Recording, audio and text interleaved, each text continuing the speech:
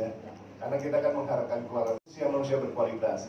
Kalau meminjam definisi kesehatan, undang-undang kesehatan, kan kesehatan di Indonesia itu salah satu membentuk manusia yang berkualitas, bukan sekedar kesakitan dan kecacatan, tapi juga melingkupi masalah psikis, sosial, juga spiritual, dan juga membentuk menjadi manusia berkualitas. Baik, tadi apa yang dikatakan oleh Kak Lea tadi memang sepintas cerita tentang LKB. Saya mungkin sebelum masuk, saya di sini ada beberapa yang saya kenal, bukan beberapa, kayaknya banyak yang saya kenal. Makanya seperti reuni lagi. Terus tadi saya cerita sama Pak Zerul di belakang. Ini yang laki-laki sedikit ya, teringat kayak ngasih kuliah juga ini. Kalau ngasih kuliah di tempat saya itu mulai dari S1, S2 sama. Perbandingan lelaki perempuan tuh 1 banding, bisa 1 banding 5, banding 6 gitu. Tapi saya tetap nggak percaya gara-gara perempuan lebih banyak dibolehkan poligami, ya Pak Jerul ya. Terus terang aja saya bukan pencinta poligami gitu. Walaupun saya penyayang perempuan kan gitu. Saya penyayang perempuan tapi saya tidak mencintai poligami. Kenapa? Beberapa waktu yang lalu pernah ada teman saya bilang,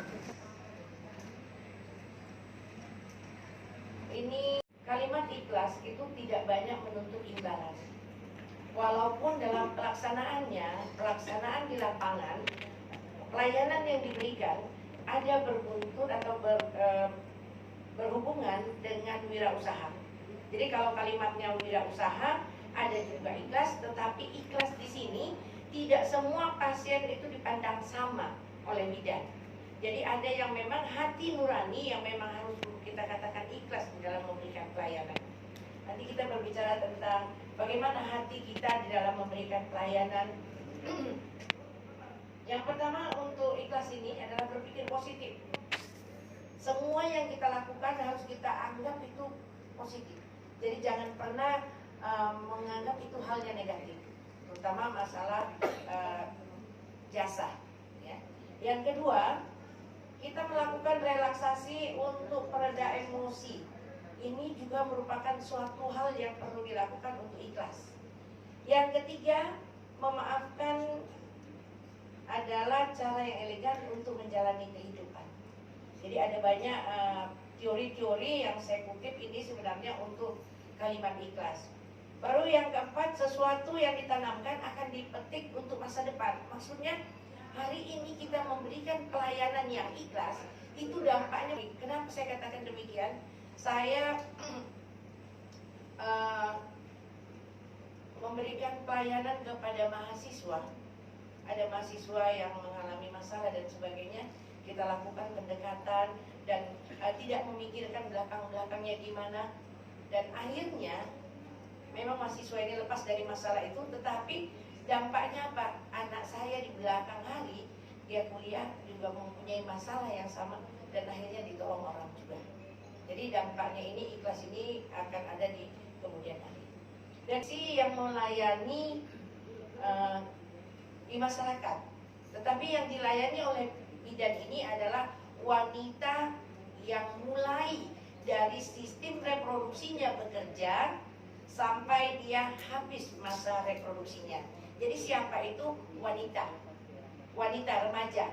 Jadi remaja yang reproduksinya mulai berfungsi, terus nanti dia menikah hamil bersalin nipas.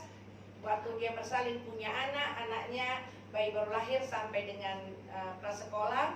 Demikian juga si ibu tadi mengalami proses lagi masa antara sampai dia menopause. Inilah yang dilayani oleh bidan. Untuk itu, bidan ini melakukan pelayanan ini ya, yang sifatnya kontinu, mulai dari dia hamil sampai ke nipas, dan bahkan ada yang sampai ke masa antara. Untuk kita bidan selalu melaksanakan yang namanya mempersiapkan rencana kehamilan atau rencana persalinan dengan selalu memikirkan untuk keluarga berencana.